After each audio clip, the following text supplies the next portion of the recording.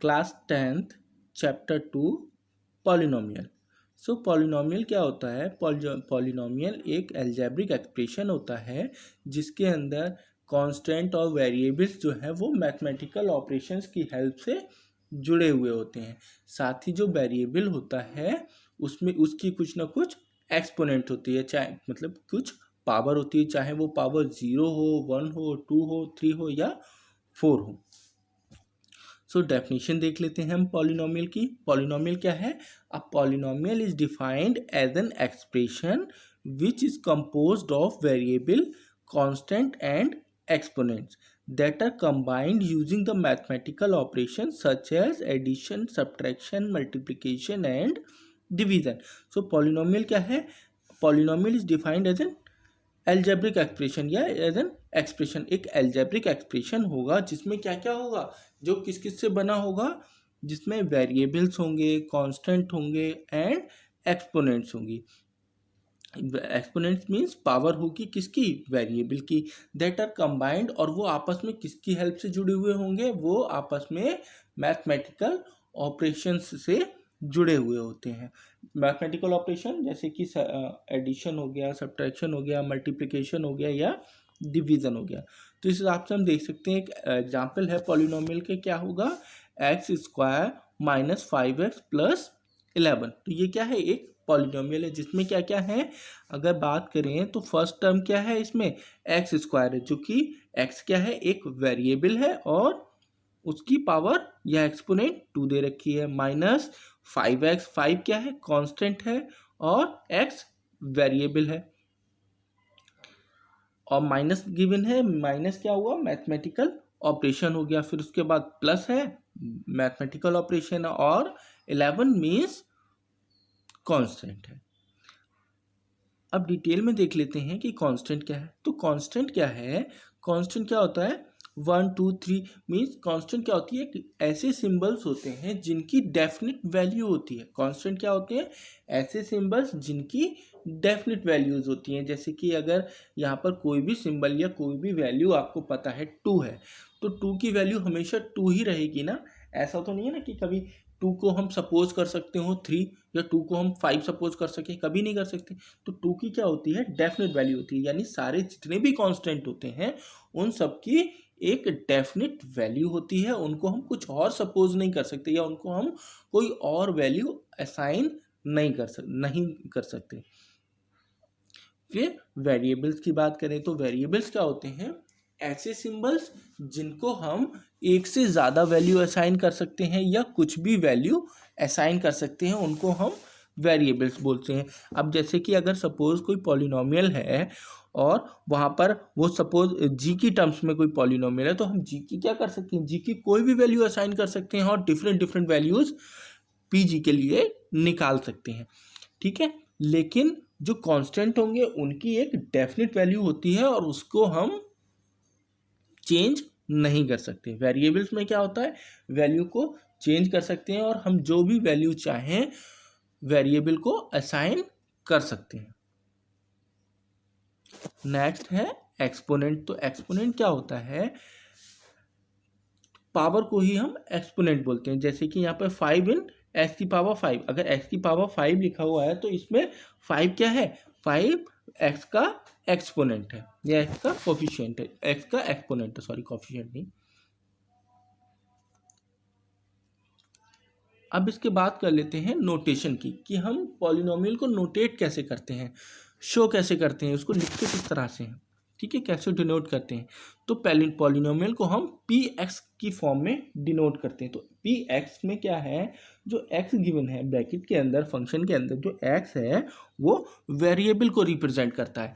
Means अगर x की term में वेरिएबल है तो पी एक्स लिखेंगे, और अगर सपोज जो हमारी पॉलिनोमियल है वो टी की टर्म्स में है तो उसको पी टी लिखेंगे। अगर y की टर्म में है तो पी वाई लिखेंगे, अगर z की टर्म है z लिखेंगे, और अगर ए बी के टर्म में, ए की टर्म में पॉलिनोमियल है तो हम उसे पी ए लिखेंगे। यहाँ पर हमें क्या है? जैसे ये एक पॉलिनोमियल गिवन है P x is equals to X square minus 5x plus 11, तो ये किस टर्म में है? ये हमारी एक्स की वेरिएबल, एक्स इसमें वेरिएबल एक्स है, इसलिए हमने इसको पी एक्स लिखा है। अगर हमारी पॉलिनोमियल सपोज टी की टर्म में हो,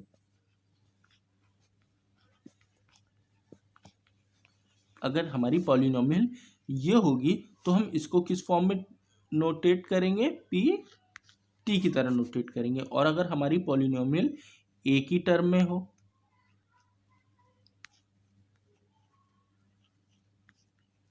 अगर इस तरह से हमारी कोई पॉलिनोमियल है तो हम इसको क्या लिखेंगे, इसको नोटेट करते हैं हम पी ए की फॉर्म में। ठीक है, तो जो भी जिस वेरिएबल की पॉलिनोमियल होगी उसी के साथ उसको नोटेट करते हैं, जिस वेरिएबल की पॉलिनोमियल होगी उसी के साथ, उसी सिंबल के साथ उसको हम नोटेट करते हैं।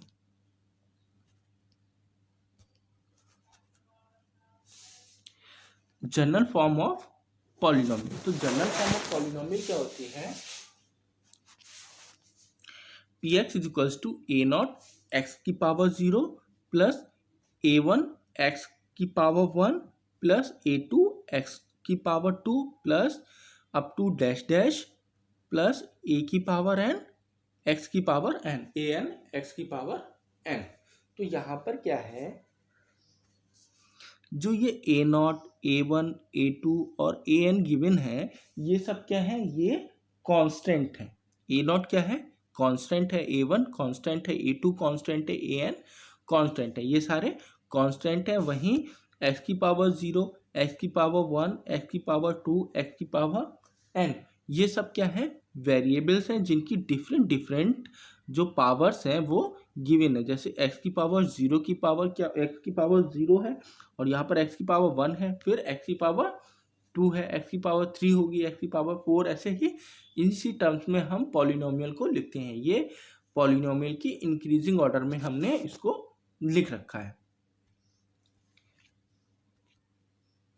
अब बात करते हैं डिग्री ऑफ पॉलिनोमियल क्या होती है। सो डिग्री ऑफ पॉलिनोमियल क्या होती है, जो highest power of the polynomial होती है उसी को हम उस पॉलिनोमियल की डिग्री कहते हैं। मीन्स अगर हमारे पास कोई पॉलिनोमियल गिवन है तो उसमें जितनी भी टर्म्स होंगी उन टर्म्स में हम देखेंगे कि जो वेरिएबल था, अगर सपोज एक्स की टर्म्स में है वो, तो उसमें सबसे ज़्यादा पावर किस वेरिएबल की है। ठीक है, तो जो सबसे ज़्यादा पावर होगी वही क्या होगी, डिग्री ऑफ द पॉलिनोमियल होगी।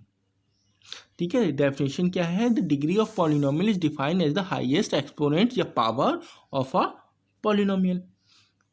जैसे कि यहाँ पर हम देख रहे हैं टेबल में, तो कांस्टेंट पॉलिनोमियल कैसा होता है, कांस्टेंट पॉलिनोमियल में क्या होगा, जो पावर होगी वो 0 होगी।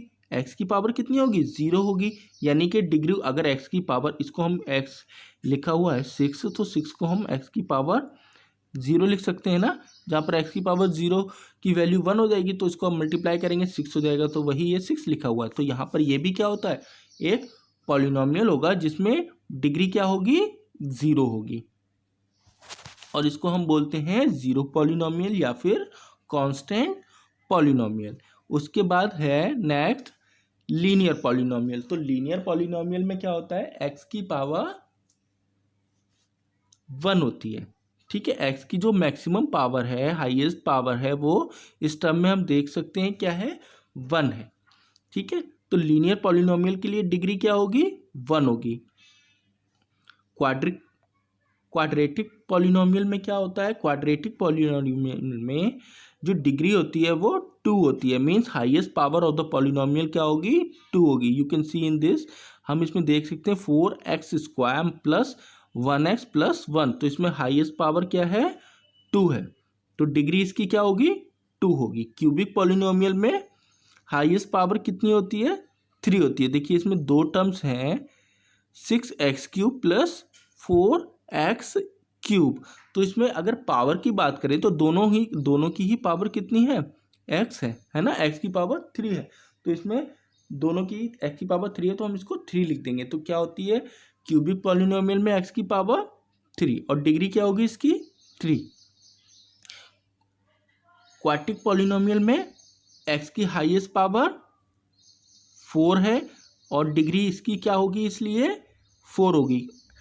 डिग्री 4 होगी क्योंकि इसकी जो हाईएस्ट पावर है क्वाड्रेटिक पॉलिनोमियल में वो कितनी है, 4 है।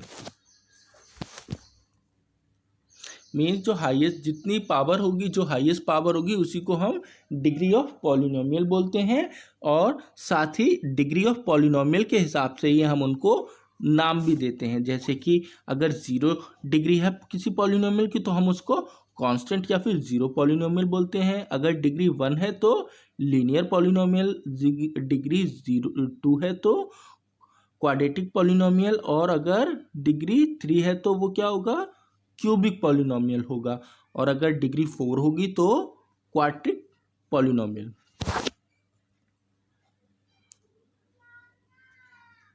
नेक्स्ट देख लेते हैं types of polynomial. So types of polynomials क्या होते हैं, on the basis of their terms, यानी उनके टर्म्स के हिसाब से हम टाइप्स ऑफ पॉलिनोमियल को डिस्क्राइब करते हैं या उसको क्लासिफाई करते हैं। तो जो 3 तरह के टाइप्स ऑफ पॉलिनोमियल को अगर बात करें तो पॉलिनोमियल 3 टाइप्स के होते हैं। कौन कौन से,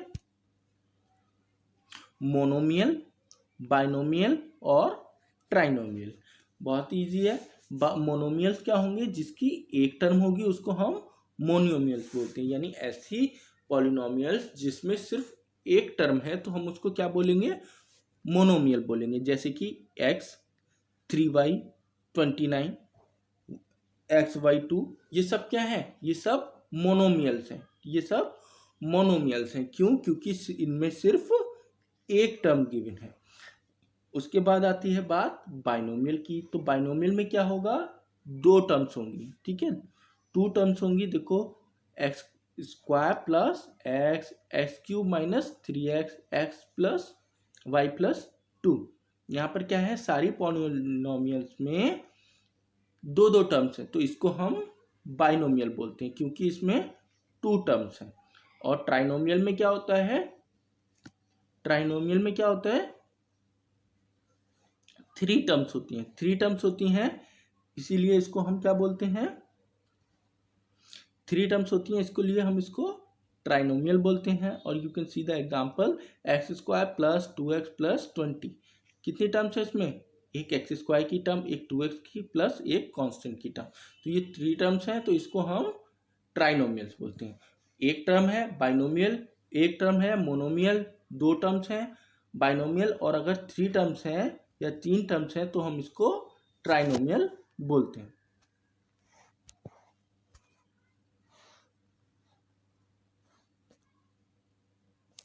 to polynomial exercise 2.1 question number 1 है, the graphs of y is equals to px are given in figure 2.10 below for some polygon px। हमें px पॉलीगन के लिए एक ग्राफ गिवन है जिसमें y is equals to px एक polygon है, ठीक है। Find the number of zeros of px in each case. हमें और भी आगे, इसके आगे भी पार्ट्स होंगे तो हमें हर केस में बताना है कि जो नंबर ऑफ जीरोज हैं वो कितने होंगे। तो यहाँ पे नंबर ऑफ जीरोज क्या होंगे, जो हमारा ग्राफ गिवन है वो क्या है, एक्स एक्सिस और वाई एक्सिस में।